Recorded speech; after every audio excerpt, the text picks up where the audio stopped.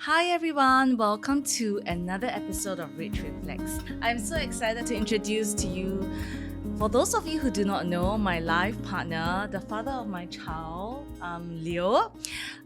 We wanted to take some time also to come together to share a little bit about, as we reflect and look back on our marriage over the last 7 years. In July last month, we just celebrated our 7th year anniversary.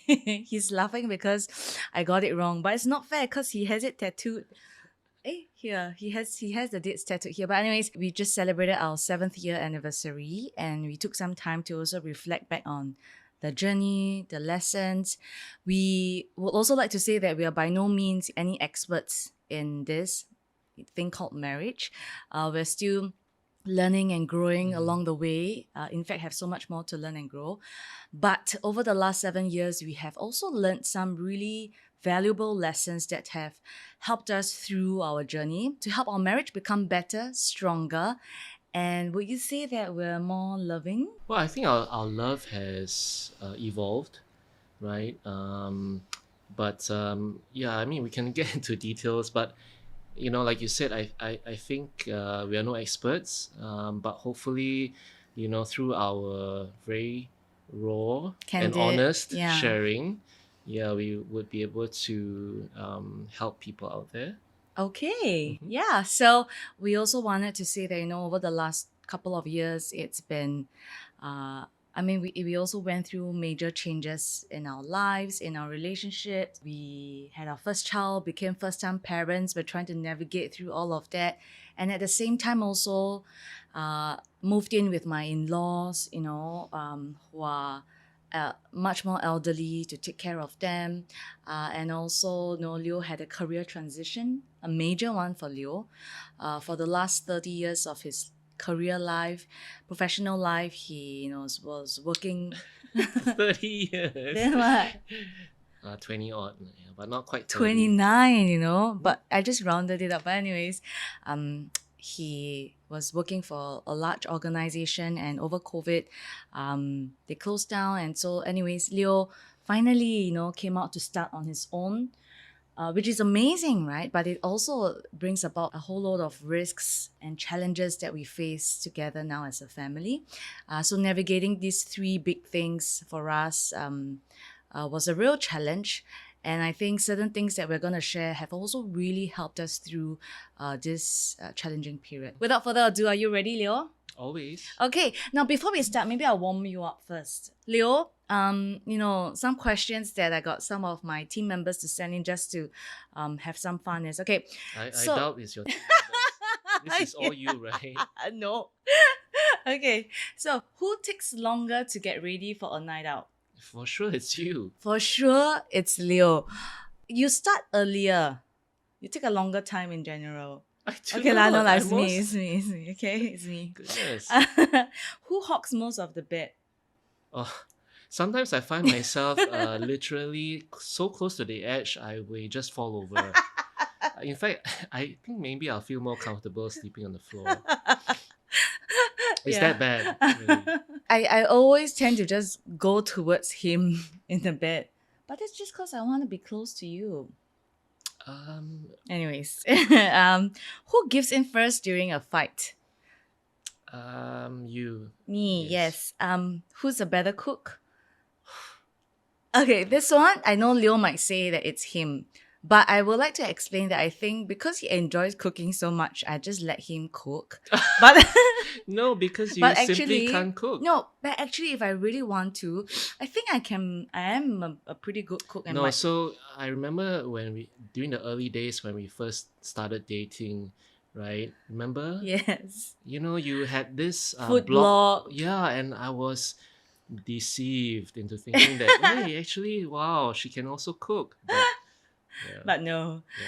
Leo and I took some time out, as we reflect on our marriage anniversary to also share some of our wins, some of the challenges that we've faced, and some of the lessons. So I hope that this blesses you in some way or another. So one of the first lessons that I learned, and maybe I will start with this, is I realized over the years that a better and stronger relationship starts with a better and stronger me. I think, especially in the early days of our relationship, of our marriage, I used to think to myself, how can I make Leo, a better listener, pay more attention, more this, more that? How can I make him more like me? Firstly, I must also caveat that both of us are extremely different. We have extremely different personalities. We have extremely different upbringings. And if you know us, as our friends and family know, we are really like polar opposites. So in the early days, I was thinking of ways like, okay, how come even like the way he handles conflict versus me, we're so different, we process differently. I'm someone who needs to talk it out and trash it out there and then. For example, Leo is someone who needs time out to process, to take time. But I'll get so frustrated at that. I remember there were days and nights where I would just shake him and wake him up from the bed, just to iron things out and talk things through. Yeah, I remember because whenever we have arguments, she was the first time she was so shocked that I would actually be able to go off to sleep, Yeah. right? And she'd be like, "Oh my God, how can this guy, just leave it like that and sleep soundly?" Snoring. Yeah, but like Rach was saying, is trying to understand, because the way I approach conflicts, as you said, is really to, and most of the time, right, when we are arguing, you find that I don't really respond, Yeah. right, because I'm listening and I'm processing, and I take all of that, Yeah. and I have my me time, which is Yeah. typically at the gym, Yeah. right, and that's where I start really, believe it or not, when I'm working out, I'll think about whatever we talked about, what our disagreements were, and I'll come to some sort of realization or understanding. Yeah, so like you said, it's very different, and Yeah. in the beginning, it was tough. yeah. I was offended. I took it the wrong way. I took it that, you don't love me enough. I really learned along the way, and so many other things also, right? That the temptation is to always say, like, how can I make my partner different? How can I make him more of this, more of that? But I've learned that I need to start with the one thing that I can control, which is myself. What can I do differently that, will not make him so triggered or make him misunderstand where I'm coming from?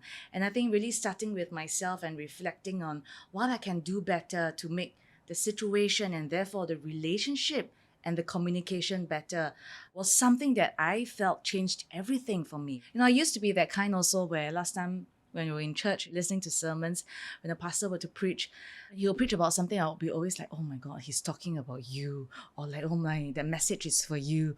But actually learning along the way that, my goodness, it's actually so much more about myself. And there's this verse that says, before I take out the speck of dust in my partner's eyes or someone's eyes, to take out the plank of wood in my own eyes first. So I think it's really learning to Wow, you were paying attention in church. but it's really just to start with myself and controlling what I can control, which is myself. Yeah. The next thing is really remaining curious about each other. Yeah. I think through the years we evolve, we change, we grow. Who we both were on the first few days or first few times that we just met is so different from the people that we are now. We have grown and evolved so much. So I think it's really important to continuously stay curious about each other. Yeah, we were just talking about it the other day. Love languages, right? Yeah. We all know about the love languages and how everyone's love language is different. So Rach was so appalled one time when I told her that my love languages have changed, simply changed, and she could not believe or accept it.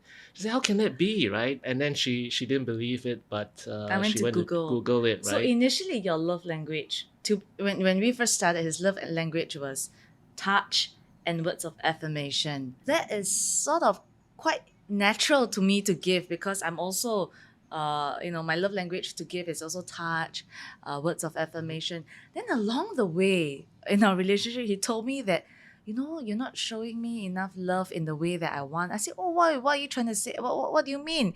Your love language has always been touch and words of affirmation, and I give you a lot. And he just told me, no, he has changed. I was like, what?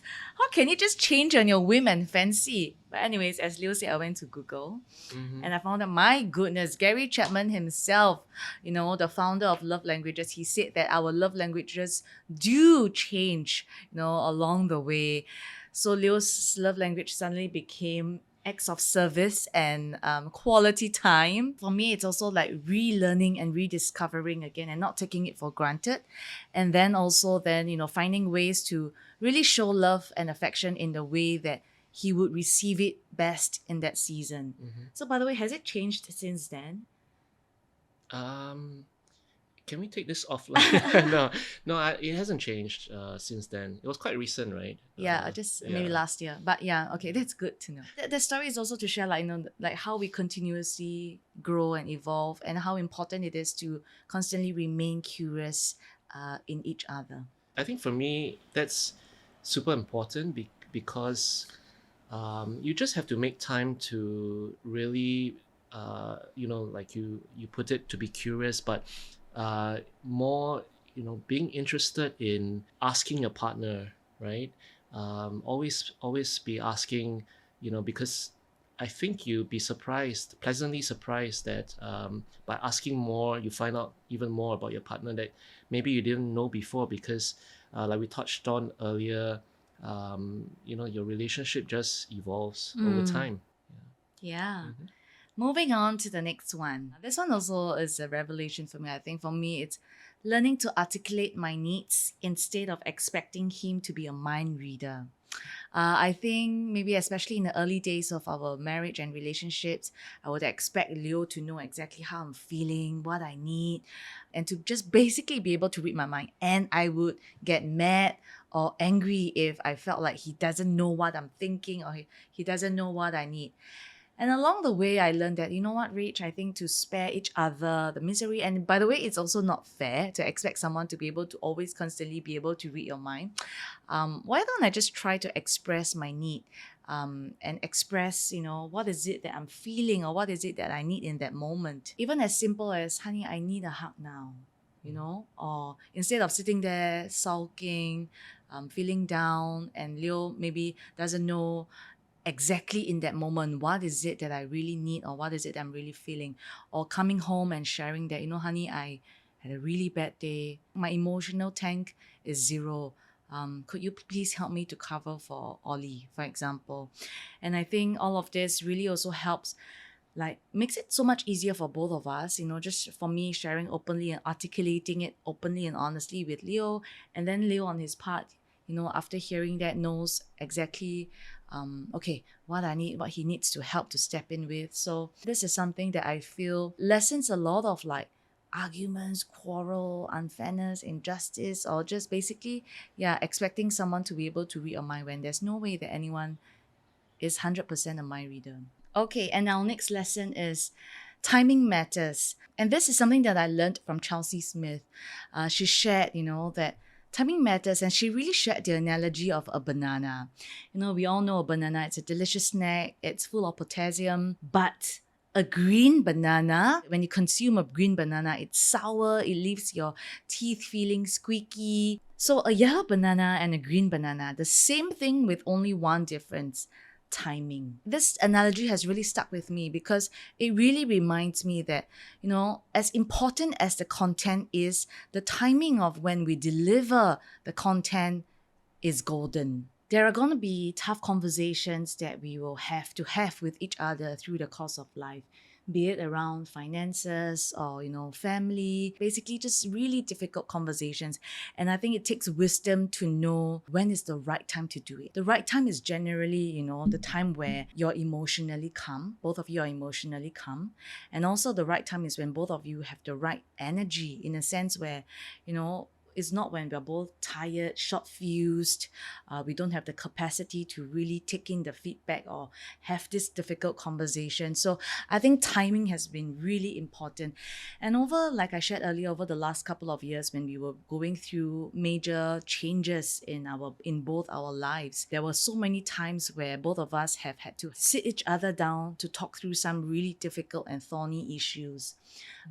And I think one of the things that I've learned, from this is really the real benefit and value of, for me, being able to hold my tongue and find the right time to get Leo out to just talk through important and difficult conversations. Yeah, I used to remember during the early days when we were trying to understand each other's habits. Talking about timing, right? Yeah. You would want to usually approach it at the end of the day, meaning, for example, like I'd be all ready for bed because I sleep early, because I wake up early, right? And she'll sit me down, and I mean, we're already in bed, right? And Yeah. she'll say, okay, we need to talk about this and that, Yeah. right? And in the past, I used to get really annoyed because, yeah, I need my 5 hours of sleep, right? And then I was like, oh my, thinking to myself then, right? Like, oh, What did I get yeah. myself into? No, I mean, it's like, yeah, why did you choose right now to do it when we had the entire day, for example? I think for us now, because especially for everyone out there, busy with work, busy with family, busy with children. For us, I think now we find that it's better when, like you said, right? We do this now when we go out for meals. We talk it over meals because we Yeah. are we are both calm. We are enjoying each other's company.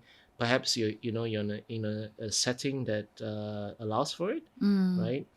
In some of you might feel like, oh, if you are discussing important issues, what if you don't want to make it so public, or if it leads to an argument in public. But I think being in the right environment is very important. So it may work for some, it may not for Yeah, others. yeah. So I think Yeah. it's about finding what works for you and your partner, and learn it from us, right? From having too many right conversations at the wrong time. I think that is such a waste and so detrimental also to the relationship. So I think for us, timing matters, and timing, we define it. It's really, having the right mind space, the right energy, and also, emotionally, both of us are calm and ready to talk through the issue as objectively as possible. Yeah, and I think also don't be afraid to reject your partner, if yeah, like you say, you're not in the right frame of mind, Yeah. and you rather do it another time. Yeah, Yeah. but just also then give them, Yeah. an alternative as to when you want to do it. Mm. The next one is something that is also very close to Leo's heart. Don't sweat the small stuff. Yeah, because sometimes I actually quite often I'll tell Rach, Who's counting? Who's taking scores, Leo? yeah, I mean, you tell me too. You remind me of what I usually say, right? When you face a difficult period or difficult season in your life, or you have disagreements with your partner, there may be episodes where you sort of bring up, that in terms of magnitude, right, or importance, then it may be very different, right? So I always say don't sweat the small stuff, right? Because if you're talking about something, a bigger issue, then focus on that issue rather than, you know, things that really don't matter at that point of time, or at that stage of your life, right? Yeah. For me, it's also having this mind frame of, the 555 mind frame. Sometimes when I get so annoyed or so triggered or frustrated at something, I ask myself, okay, will this matter in 5 minutes? Will this matter in 5 months? Will this matter in 5 years? If the answer is no, then I'll just let it go and sometimes just laugh it off, with Leo. And Yeah. and I think that helps me reframe my perspective. Like, don't waste my energy also in getting triggered and angry at something and starting an argument that actually, when you think about it, it doesn't need to happen. Mhm. Yeah, so I think that's something that really helps us. And Leo, you want to share also, like, don't sweat the small stuff, like how I always leave things around. I just wanted to be nice and not No, talk no, no, it's about fine. You can you it. can talk about that. You sure? Yeah, yeah. So the thing is, just to set context, as I shared earlier in the episode, Leo and I are extremely different. He's extremely neat and tidy and OCD, and I am basically just a little bit, you know. Yeah, yeah, it used to really upset me. When Rach would we have this dining table, for example, that's pretty big, and she'd come home and just put her bags, and then every time you receive things Parcels. purchases, right, and you just leave it there, and it all piles up over time. And in the past, I used to be like, oh my god, I can't believe there's a person that's actually like that, right? And I used to joke with her. I said, maybe next time I'll design a table that has a slight angle, so Slope. that So things will any just slide off. Yeah, it's anything that you put on, it will just slide off. But I remember there were arguments. Like there were times where Leo would say, "Why do you leave your stuff on the table again?" And I would come out to the dining table and be like, "What stuff?" Actually, I genuinely don't see the mess that he sees. I think over the years, um, yeah, it just sort of doesn't really bother me because you can't change someone to. Yeah, not that it doesn't bother you, sorry. I think you learn to not let it bother you. Yes, okay. Yeah. Yeah, learn to not let it bother me, because I also realized that she will never be like me, right? And I don't think you can change someone who's sort of been like that. When he met my family and my parents and he went to their homes and when he just hang out more with them, he realized, okay, wow, this is really conditioning. Like Leo, I remember my mom one time, she called him at our house. There was just a floor mat in the kitchen, and he would subconsciously just use his feet to adjust the floor mat to straighten it, to align with, I don't even know what he was aligning to, but just to straighten The and floor tile. aligning to the floor tile. And my mom was shocked and horrified that someone actually, to her, it's like, what? And then, anyways, from there, we also learned, wow, actually, we have such different upbringing and conditioning that also a large part of why we are the way we are, which is not an excuse, especially for things that are very, very important, right? But why we are the way that we are, it's also largely because of the way we were brought up. Mm, Yeah. mm. So are you happier now that you don't sweat the small stuff? Oh Are yes, you a totally. happier man? I mean, I walk past the dining table every day, so that conditions me too. Yeah. Okay, the next one. After don't sweat the small stuff, we also thought that hey, it's the little things that matter.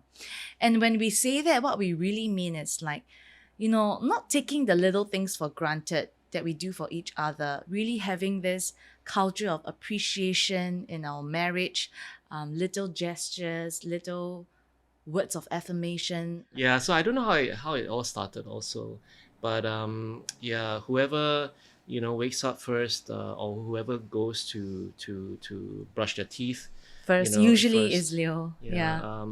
Yeah, so we'd always after using the mouthwash, also pour um Up. a portion of it, to leave it behind for each other, right? Yeah. Yeah. And that for me, is such a simple, small, seemingly small gesture, but it helps me feel so loved and like, oh, he thought of me. And doing it every day. Yeah. Um, So when I don't pour, then she knows that I'm upset with her. so that's Leo's way of showing that there's something brewing, there's something out. I need to speak to him about it. And the next one is, lightness and humor. That is something that's so important that have helped us really lighten up and loosen up in our relationship and just really learn to laugh at each other, at ourselves. And I think that has added so much color into our relationship, right? Yeah, because you're always quite uptight, right? No, So that's not the truth. Okay, Leo, as per also his conditioning, the way he's brought up, personality, sometimes it's much easier for him to become like tense, uptight, and take things too seriously. So what happens when in a conversation I find that, oh my god, okay, Leo is getting too uptight, I would just, like I would just emulate, like pretend to unscrew him to loosen up. Like I'll go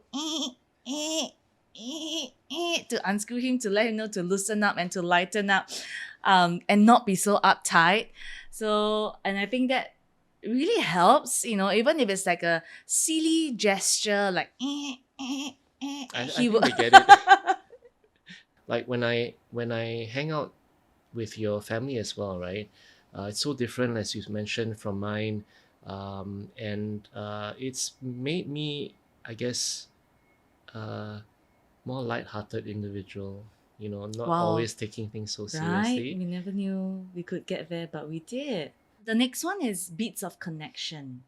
This is something that I shared also in our previous episode with Leo, on how this is something that has really helped when we are intentional and when we pay attention to each other's bits for connection. Throughout the day, actually, as human beings, we make bits of connection to our partners and loved ones. It can be eye contact, it could be a little gesture, it could even be like, touching, putting our hand on each other, or it could even be like, hey, honey, look. I wanted to share, a cute video with you, or, honey, how was your day? Tell me more about it. We can either turn towards each other, which is the positive interaction, or turn away from each other, which is like ignoring, or even like, never mind, I'm not interested, like a negative interaction. So for us, it's also paying attention to that and noticing that, okay, oh my God, that was Leo's beat for connection.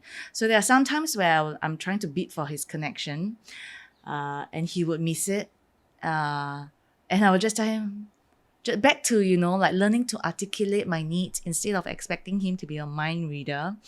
I would just tell him like, oh, honey, that was my attempt at a bit of connection and you missed it. I'll just tell him, and then for me, just let it go, because he would just, oh no, so sorry I missed that, but let me get back to you later. Then that is also a positive interaction. So what are some ways that we beat for each other's attention? For me, it's Yeah.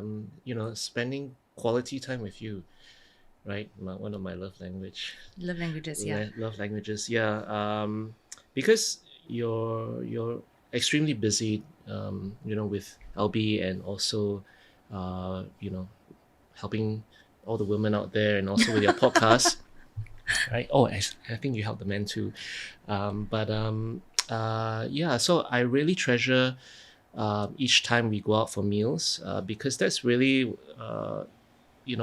remember we had the conversation where I was like, in the past, I would even find time when we were driving to a destination, right, to want to talk about our day, right? But you were busy I with would your always just emails, be on or my like, phone, yeah, Actually, Leo would be, trying to beat for my attention, but I would just completely miss it. He would try to like, oh, how was your day, right? Or like, oh, yeah, what is it that's you're working on now, or what is it on your mind? Something like that. But I would just continue to just be on my phone.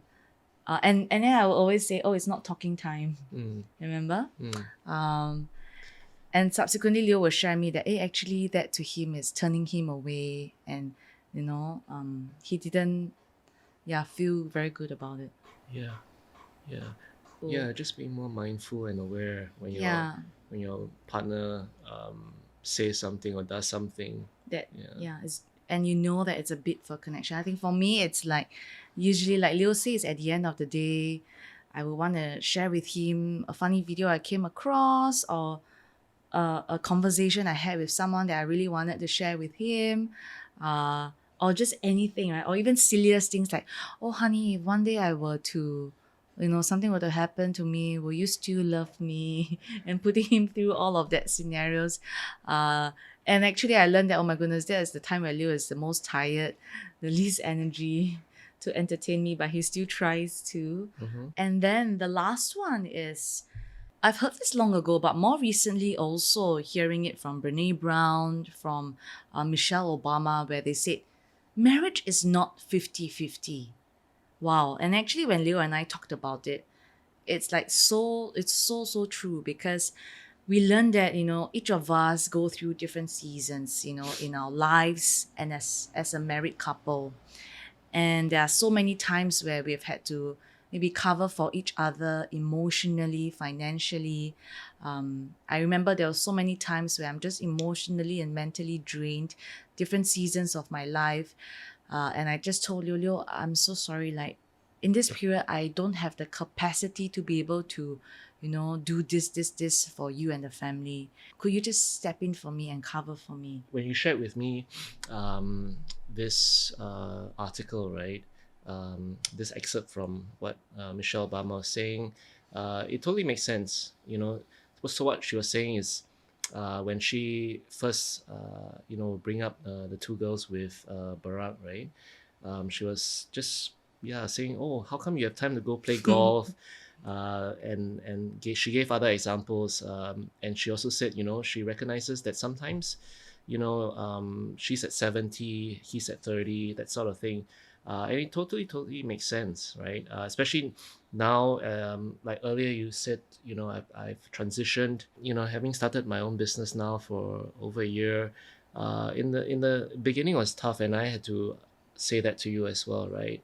And you really stepped up and became that rock for the family, right? Yeah, and I think it's also not about like taking scores, like, oh, I have been, the 70% for the last 6 months or whatever, right? I think it's also just really understanding that there are ebbs and flows in a relationship, and knowing that this is a time where Leo is down to 30% and he really needs me and I'm going to step up, and vice versa. That's why I think it's not realistic to expect a relationship to always be like 50-50, and that's where we draw the line, and he will always give his 50% and I'll always have to give my 50%, whether emotionally, mentally, financially, anything. So I think it's really recognizing that there will be seasons of like 80-20, 70-30, 60-40, whatever, and you just have to accept it and know that these seasons will come and go, and there will be a time when you are down and you will need your partner to cover and step in for you. So I think these are some of the lessons that we have learned, through our reflection on our journey so far. We were still on this journey. There are still so many ups and downs and challenges that we are doing our best to also work through. And then at the same time, I feel that, what's most important is just being very intentional about, our own growth and our growth as a couple, and to support each other through it. Leo, do you have any last words? In life, it's never, a straight road, right? There are always, like we always tell Ollie, humps and bumps along the way, and marriage is exactly what you always say, right? It's not a marathon, right?